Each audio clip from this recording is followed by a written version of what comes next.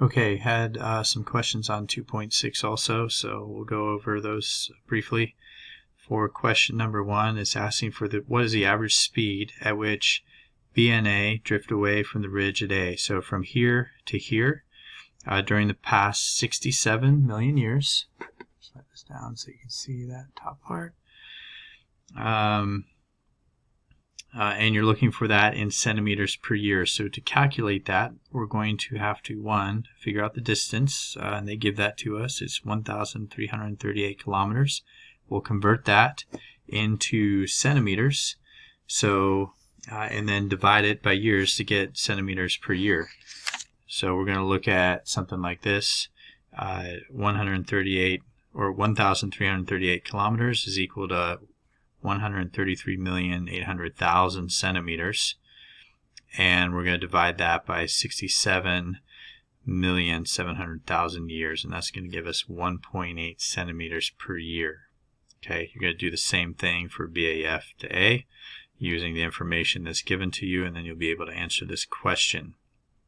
For part 2, or number 2, it says the area between CNA and BNA, so we're looking at this to this, consists of oceanic lithosphere added along the mid-Atlantic ridge to the North American plate between 154.3 million years and 67.7 million years.